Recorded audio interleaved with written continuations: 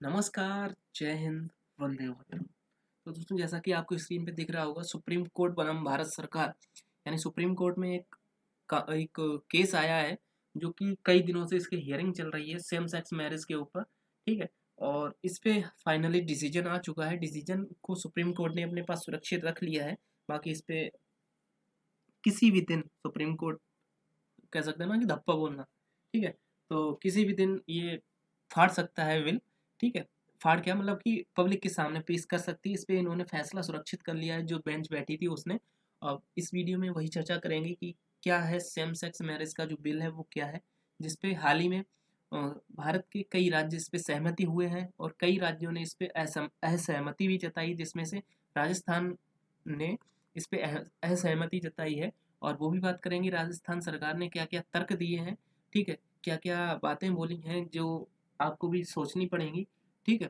और इसी के साथ में सुप्रीम कोर्ट ने तो हालाँकि फैसला सुरक्षित रख ही लिया है और हो सकता है कि जो फैसला हो वो इन लोगों के पक्ष में ही आए। ठीक है। तो इसी पे चर्चा करते हैं। बाकी अगर आपने हमारे चैनल को सब्सक्राइब नहीं किया तो चैनल सब्सक्राइब कर लें। ठीक है। बाकी ये आप हिंदुस्तान टाइम्स की कटिंग देख सकते हैं, इंडिया टुडे की कटिंग देख सकते हैं। बाकी ये डॉन्स अखबार है, पाकिस्तान का अखबार है, उसने भी इस न्यूज़ को कह सकते हैं कवर किया है। बाकी राजस्थान सरकार ने इसका विरोध किया। Rajasthan oppose same sex marriage, 6 state seek more time to examine centre to supreme court. मतलब कि एक तरफ केंद्र सरकार है, एक तरफ सुप्रीम कोर्ट है। तो सुप्रीम कोर्ट ने राज्य सरकारों से उनकी राय मांगी थी, जिसपे राजस्थान सरकार ने इस बिल का विरोध किया है। बाकी कई स्टेट ऐसे हैं जो कि इस पे सहमति भी जिन्होंने जता दी है। Same sex hearing central tells supreme court 3 state oppose recognition to same sex marriage. मतलब कि कुल मिला के भारत सरकार ने सुप्रीम कोर्ट बताया है कि 3 राज्य ऐसे हैं जिन्होंने इसका विरोध किया है। मतलब कुल मिला के 7-8 ही, टोटल 6 स्टेट की डिमांड है। ये देखिए यहाँ पे, Rajasthan stand against same sex marriage, 6 state demand time to examine matter. मतलब 6-7 स्टेटों से ही कुछ मिला के कह सकते हैं कि आउटपुट आया था, जिसमें राजस्थान सरकार ने अपोज किया है। तो वही मैं बातें यहाँ पे चर्चा करूंगा कि राजस्थान सरकार ने क्या बोला है। बाकी supreme court reserve judgement on petition pertaining to same sex marriage. मतलब आई बता ही चुका हूँ कि सेम सेक्स मैरिज पे जो डिसीजन आने को है उस पे सुप्रीम कोर्ट ने उसका जो डिसीजन है वो अपने पास में रख लिया है डिसीजन लेके। अब ये तो आने वाला वक्त बताएगा कि कब क्या डिसीजन सुप्रीम कोर्ट देगा। ठीक है। इसी के साथ में अगर आप देखें तो सेम सेक्स मैरिज को मान्यता देने वाली 20 याचिकाओं पर सुप्रीम कोर्ट ने गुरुवार को फैसला सुरक्षित रख लिया है। एक इस केस में सुप्रीम कोर्ट ने लगातार 10 दिन तक सुनवाई की थी। ठीक है। और गुरुवार को सबमिशन का फाइनल फेज था और 10 दिनों में 40 वकीलों ने दलीलें पेश की थी। Chief justice of India DY Chandrachud, justice SK Kaul, justice Ravindra Bhat, justice PL Narasimha और जस्टिस हिमा कोहली की संवैधानिक बेंच ने दलीलें सुनने के बाद में कहा कि यह मुद्दा केवल स्पेशल मैरिज एक्ट तक ही सीमित रहेगा। हम पर्सनल लॉ को नहीं छेड़ेंगे। मतलब पर्सनल लॉ जो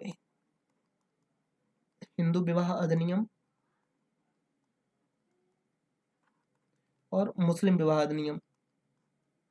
ठीक है। इन्होंने बोला कि हम उसको नहीं छोड़ेंगे जो हमारा पर्सनल लॉ है विवाह का, जो भारतीय संविधान के अनुसार जो पर्सनल लॉ एक्ट है, केवल उसी में हम बदलाव अगर किया तो उसी में बदलाव कर सकते हैं। बाकी ये जो पर्सनल जो लॉ है, ये जो हिंदू विवाह अधिनियम है, मुस्लिम विवाह अधिनियम है, इनमें हम कोई भी मतलब कि पर्सनल लॉ को नहीं छेड़ेंगे। जो स्पेशल मैरिज एक्ट है उसी में ये बदलाव कर सकते हैं। ठीक है। इसके पहले 9वें दिन की सुनवाई के दौरान केंद्र सरकार की ओर से सॉलिसिटर जनरल जो तुषार मेहता जी हैं, इन्होंने बताया कि मामले पर राय रखने के लिए सभी राज्यों को 18 अप्रैल को पत्र लिखे गए थे। इनमें से मणिपुर, आंध्र प्रदेश, यूपी, महाराष्ट्र, असम, सिक्किम और राजस्थान से जवाब मिले हैं। कुल मिला के 3 और 3 6 7 स्टेटों के जवाब आए थे, जिसमें से राजस्थान इसके विरोध में है। बाकी राज्यों का कहना है कि इस मुद्दे पर बहस जरूरी है। मतलब 7 राज्यों में 6 राज्यों ने ये बोला है कि हाँ अब वक्त आ गया है, इस पे बहस करनी चाहिए। और जो डिसीजन होगा वो तो आने वाला वक्त बताएगा। बाकी राजस्थान सरकार ने इसका विरोध किया है और उन्होंने अपने जो तर्क दिए हैं वो भी मतलब कह सकते हैं कि तर्क भी इन्होंने काफ़ी पॉजिटिविटी वाले दिए हैं, जो मैं यहाँ पे आपको लेके आया हूँ और आपको भी सुनने चाहिए। 7 राज्यों ने अपना जवाब दिया है। जवाब देने वाले 7 राज्यों में राजस्थान अकेला है जिसने समलैंगिक शादी को पब्लिक सेंटीमेंट के खिलाफ बताया।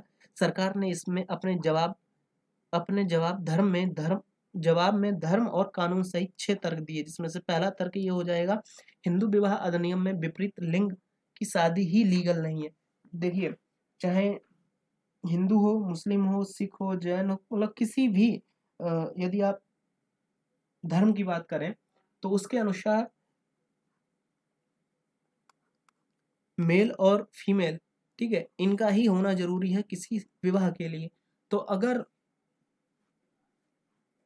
जो स्पेशल एक्ट देखें, चाहे वो धर्म के आधार पर देखें, तो उसमें या तो विवाह के लिए पुरुष और महिला दोनों का होना जरूरी है। विपरीत लिंग, जैसे कि अगर यहाँ पुरुष भी हो और दूसरी जगह भी पुरुष हो, तो इनका विवाह ही लीगल नहीं है। ये हिंदू विवाह अधिनियम में सीधा सीधा बोला गया है।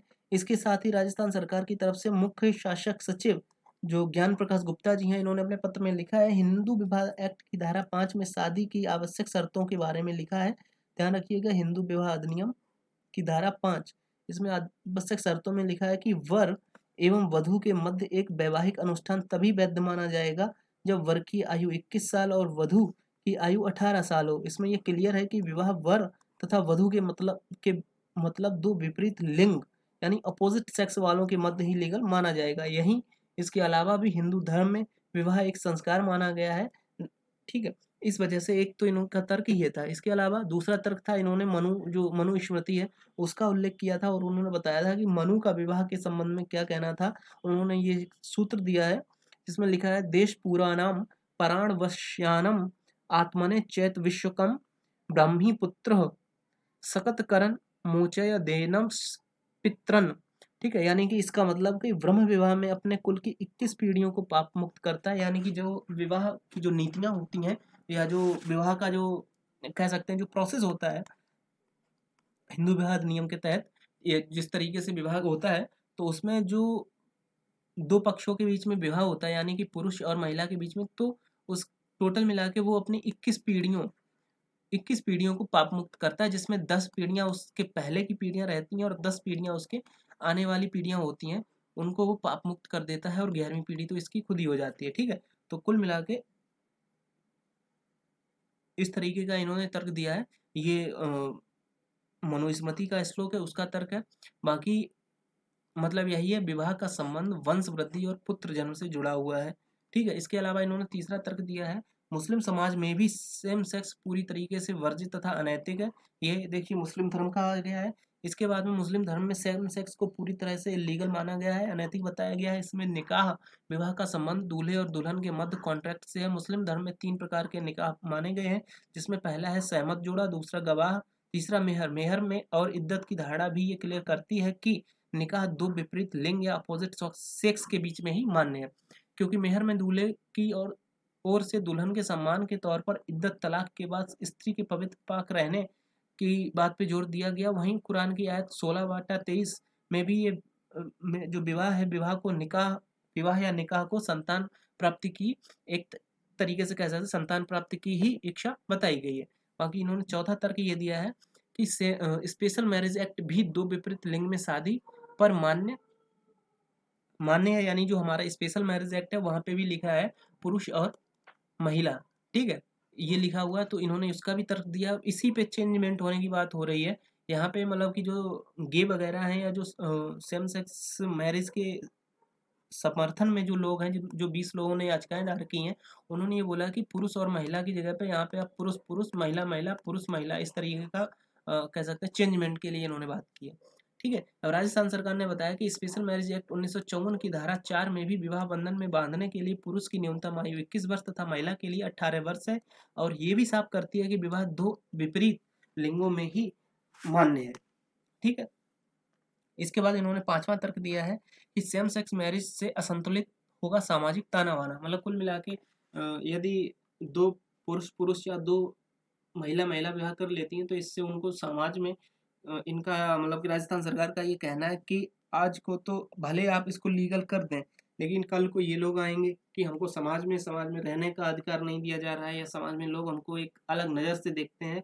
तो इससे जो सामाजिक जो मनमुटाव है उसका जन्म हो जाएगा, सामाजिक मनमुटाव का जन्म हो जाएगा। इसके बाद में फिर दूसरी बात, सेम सेक्स मैरिज में सामाजिक ताना-बाना असंतुलित हो जाएगा, परिवार तथा सामाजिक तौर पर जिसके दूरगामी परिणाम पूरी सामाजिक व्यवस्था को झेलने पड़ सकते हैं और विषम हालात जन्म ले लेंगे।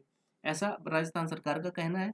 इसके बाद में इन्होंने छठा तर्क दिया है, सेम सेक्स मैरिज लोकमत के खिलाफ है। मतलब इनका कहना है कि अगर सेम सेक्स मैरिज लोक भावना के अनुरूप होती है तो राज्य का विधानमंडल और देश की विधायिका इसे लेकर पहले ही कानून बना दी चुकी होती है।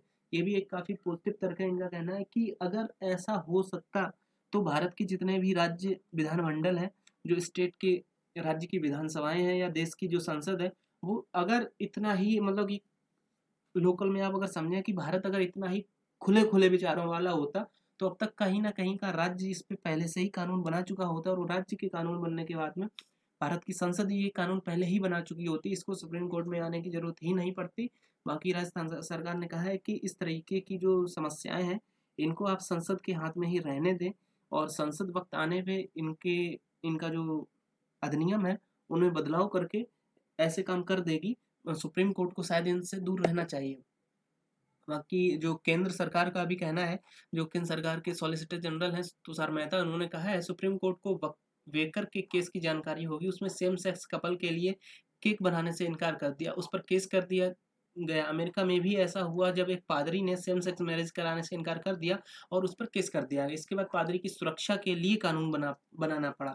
मतलब कि तुषार मेहता जी का कहना है, वही इनका कहना है कि अभी थोड़े दिन पहले सेम सेक्स मैरिज का एक कहीं का बर्थडे था, ठीक है? तो उस बर्थडे के सेलिब्रेशन के लिए वो जो मतलब कपल थे, चाहे वो पुरुष-पुरुष हों या फिर महिला-महिला हों, तो जब वो किसी बेकरी पे गए होंगे मतलब केक बनाने के लिए, तो उस बेकर ने केक बनाने से मना कर दिया। उसने बोला कि हम इस तरीके का अपराध नहीं कर सकते, ये एक अपराध की श्रेणी में है कि आप पुरुष-पुरुष होके आपने विवाह कर लिया या महिला-महिला होके आपस में शादी कर ली और हम केक नहीं बना सकते। तो ऐसे में वो जो कपल थे, चाहे वो कोई भी रहे हों, पुरुष-पुरुष रहे हों या फिर महिला-महिला रही हों, वो पुलिस के पास चली गई और उन्होंने उस केक मेकर के ऊपर एफआईआर कर दी। तो यही तुषार मेहता जी का कहना है कि भारत के जो विचार हैं, भारत के लोगों के विचार हैं, वो अभी इतने खुल नहीं पाए हैं। आज को अगर आपने कानून बना दिया, कल को अगर उन लोगों को समाज में रहने के लिए फिर वो इज़्ज़त नहीं मिली, उनके अनुरूप समाज नहीं मिला, फिर वो एफआईआर करेंगे, तो समाज के खिलाफ फिर एफआईआर हो जाएगी। इससे ताना-बाना मतलब जो सामाजिक भेदभाव है, उसका जन्म हो सकता है और फिर आपको फिर उनको भी सुरक्षा देने के लिए वो करना पड़ेगा। सेम इन्होंने दूसरा एक तर्क भी दिया कि अमेरिका में भी ऐसा हुआ था जहाँ पे एक पादरी ने सेम सेक्स मैरिज के लिए इनकार कर दिया, तो फिर उन लोगों ने उस जो पादरी था उसके ऊपर केस कर दिया और उस पादरी की सुरक्षा के लिए फिर अमेरिका को कानून बनाना पड़ा था। ठीक है? तो ऐसी स्थिति की कल्पना करिए कि आपके सामने सेम सेक्स मैरिज का कानून बना दिया, आपने नियम की रूपरेखा की घोषणा नहीं की। इसके बाद कोई सेम सेम सेक्स कपल पुजारी के पास शादी के लिए गया और पुजारी ने शादी से इनकार कर दिया, ठीक है? और ये उसका धर्म केवल पुरुष और उसने बोला है कि उसका धर्म केवल मतलब पुजारी का ये कहना है कि केवल पुरुष और महिला ही शादी करने का इजाज़त देता है। तो उसके बाद में वो जो कपल थे वो उन्होंने पुलिस पे एफआईआर कर दी कि हमारी शादी नहीं करवा रहा। और वो जो पंडित जी थे, उन्होंने बोला कि हम केवल पुरुष और महिला की ही शादी करवा सकते हैं। तब कोर्ट क्या करेगा? अब कोर्ट क्या उसको अवमानना का दोषी पाएगा या उसके ऊपर केस चलाएगा? तो कुल मिला के जो हमारे तुषार मेहता जी हैं, वो भी यही कह रहे हैं कि अभी जो माननीय लॉर्ड साहब हैं, अभी इसको होल्ड करिए, भारत अभी इतना खुल नहीं पाया है, कहने का मतलब ये है। ठीक है? बाकी जस्टिस भरत का कहना है कि ये उस पुजारी का मौलिक अधिकार है कि वह उस अपने धर्म की अंतरात्मा का पालन करे। लेकिन वही तो बात है ना कि पुजारी तो अपने धर्म की अंतरात्मा का पालन करेगा, लेकिन अगर यहाँ पे इन लोगों ने एफआईआर कर दी, पुजारी तो जेल में चला जाएगा। उसका धर्म अलग पड़ा रहेगा और अंतरात्मा अलग हो जाएगी। ठीक है?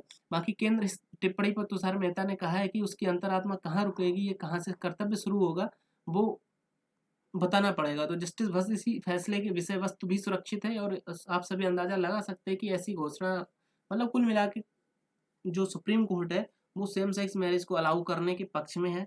ऐसा जो वहाँ जो जज बैठे हैं, उनके जिस तरीके के विचार हैं, जो वार्तालाप है, उससे साफ सिद्ध हो चुका है।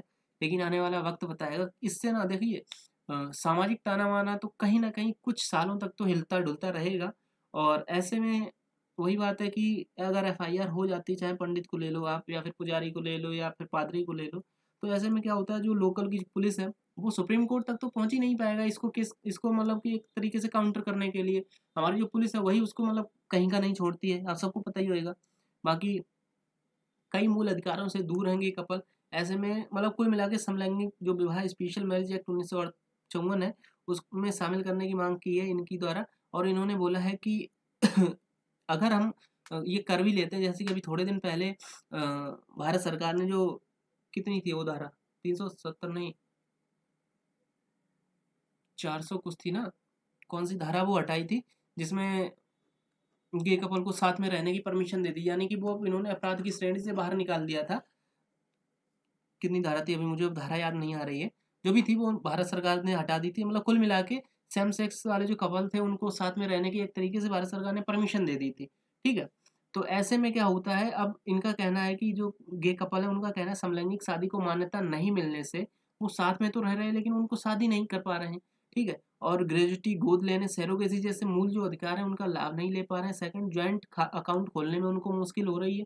थर्ड, स्पेशल मैरिज एक्ट के सेक्शन 4 में किसी भी दो नागरिकों को विवाह करने की इजाज़त देता है, लेकिन सब सेक्शन जो सी है वो सिर्फ पुरुषों और महिलाओं को शादी करने की इजाज़त देता है। इसीलिए इनका कहना है कि जो सी वाला जो सेक्शन सी है इसको आप हटा दीजिए, केवल यहाँ ये रहने दीजिए कि कोई भी दो नागरिक विवाह कर सकते, चाहे वो पुरुष महिला हो, पुरुष पुरुष हो, महिला महिला हो, ठीक है। बाकी ऐसे में समलैंगिक विवाह को मान्यता देकर कानून को जेंडर न्यूट्रल बनाया जाए, ऐसा गे कपल्स का कहना है। बाकी अब जो डिसीजन आएगा वो देखने वाली बात होगी, डिसीजन क्या आता है। बाकी सीजीआई चंद्रचूड़ का कहना है कि अगर किसी बच्चे की मां गुजर जाती है तो उसका पिता मां और बाप दोनों की जिम्मेदारी निभाता है। और एएसजी भाटी का कहना है बच्चे को मां और बाप दोनों की जरूरत होती है। मतलब कुल मिला के अभी जो जजेस हैं, जजेस में भी आपस में टकराव चल रहा है, कौन क्या कहेगा कौन क्या नहीं। लेकिन कुल मिला के अब चीफ जस्टिस ऑफ इंडिया ने अगर डिसीजन दे दिया कि इनके पक्ष में, तो फिर तो वो पक्ष में ही चला ही जाएगा, ठीक है। बाकी सेम सेक्स मैरिज के विरोध में केंद्र सरकार के तर्क है समलैंगिक विवाह भारत की परंपराओं के खिलाफ है। ये जो केंद्र सरकार है यानी कि भारत सरकार ने ये तर्क दिए हैं कि ये भारत की परंपराओं के खिलाफ है। इसके साथ में देश के नागरिकों को निजता का मुद्दा नहीं माना जा सकता है। और शादी के बाद झगड़ा होने पर पति और पत्नी कैसे डिसाइड करेंगे कौन सा पति होएगा कौन से पत्नी, ये मोस्ट इंपोर्टेंट हो जाता है। जैसे कि इन्होंने सपोज बच्चा भी कर लिया, गोद ले लिया, ठीक है। अब कोई बेबी है, अब इस बेबी के लिए सबसे बड़ी बात है भारत सरकार ने ये बोला है कि जैसे नॉर्मल, चाहे पुरुष महिला हो, पुरुष हो और महिला हो, इन दोनों के बीच में अगर झगड़ा हो जाता है तो ये बच्चा इसको पापा बोलेगा, इसको मम्मी बोलेगा। लेकिन अब यहीं पे अगर बात आ जाती, ये भी पुरुष है, ये भी पुरुष है, या ये भी महिला है, ये भी महिला है। अब ऐसे में ये बच्चा, इन दोनों में दरार आ गई। अब ये इसको पापा बोलेगा या इसको पापा बोलेगा, या इसको मम्मी बोलेगा या इसको मम्मी बोलेगा, इस बात की सबसे बड़ी कंफ्यूजन है। ये भारत सरकार का कहना है। बाकी एडवोकेट आर रामचंद्रन का कहना है कि सेम सेक्स मैरिज को मान्यता ना देना कानूनों के समान संरक्षण के इनकार करने जैसा है। मतलब कुल मिला के कहने वाली बात ये है कि भारत के सुप्रीम कोर्ट में जो जजेस की टीम बैठी हुई है वो पूर्णतः, मतलब अगर 5 जजों की बेंच बैठी है जिसमें से 4 जज पूरी तरीके से इसके सपोर्ट में है, एक जज है जो थोड़ा बहुत इसके विरोध में है। लेकिन अब वही बात है, 4-1 से अगर वो फैसला आ गया तो फिर भी वो फैसला मान्य होगा, या इवन 3-2 से भी अगर फैसला आता है तब भी वो फैसला लीगल माना जाएगा। और अगर 3-3 से भी आता है उस पे भी सुप्रीम कोर्ट के जो सीजेआई है, सीजेआई ने बोल दिया तब भी वो मान्य हो जाएगा।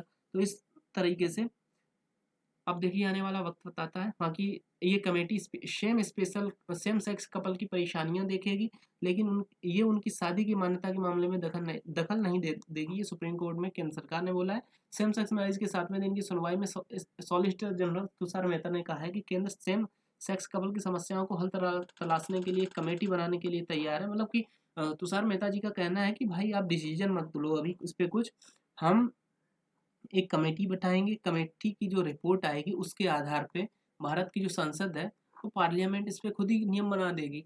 अगर आपने ऐसा कर दिया तो इससे फिर आम जनमानस के जो विचार हैं और उनमें भी काफ़ी दरार पड़ सकती है। बाकी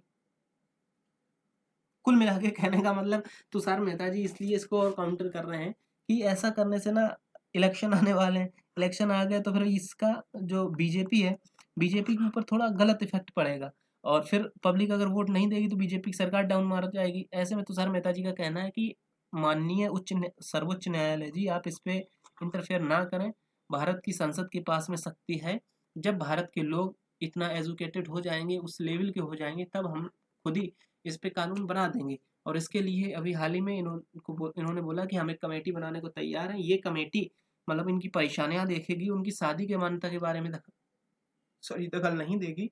बाकी सुप्रीम कोर्ट ने ये बोला है, समलैंगिक विवाह की मान्यता पर सुप्रीम कोर्ट ने बोला कि भारतीय संविधान पुरानी परंपराओं को तोड़ता आया है, जिसमें इसने व्यवस्था, छुआछूत जैसी चीजों को खत्म कर दिया है।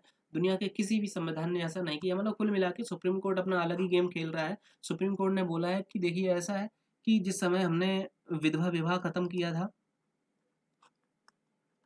उस समय भी लोग इसके पक्ष में नहीं थे। हमने 3 तलाक खत्म किया, उस समय भी लोग इसके पक्ष में नहीं थे। इसी तरीके से छुआछूत वाली जो इन्होंने बोला है, उस समय भी लोग इसके पक्ष में नहीं थे। ठीक है, या विधवा पुनर्विवाह मान लो, उस समय भी लोग इसके पक्ष में नहीं थे। सती प्रथा मान लो, उस समय भी लोग इसके पक्ष में नहीं थे। लेकिन वर्तमान में सुप्रीम कोर्ट ने ऐसे डिसीजन दिए और सुप्रीम कोर्ट ऐसे डिसीजन देता आया है।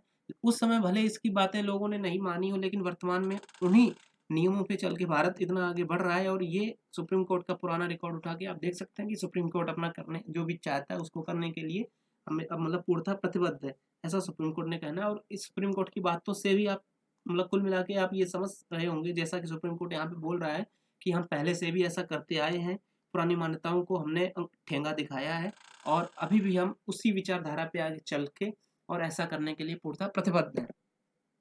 ठीक है, अब बात करते हैं कि सेम सेक्स मैरिज जो है वो लगभग 32 देशों में ये लीगल है। और दुनिया के तीन तीन तरह के देश हैं जिस जो सेम सेक्स मैरिज की जो लीगल स्टेटस है उसके अकॉर्डिंग। पहले देश वो हैं जो सेम सेक्स शादी की इजाज़त देते हैं। ठीक है, दूसरे वो जो समलैंगिक संबंधों की इजाज़त देते हैं लेकिन शादी की नहीं, जिसमें अभी तक हमारा इंडिया है। मतलब कि इंडिया में सेम सेक्स जो है संबंधों की इजाज़त, समलैंगिक संबंधों की जो इजाज़त है लेकिन शादी की नहीं।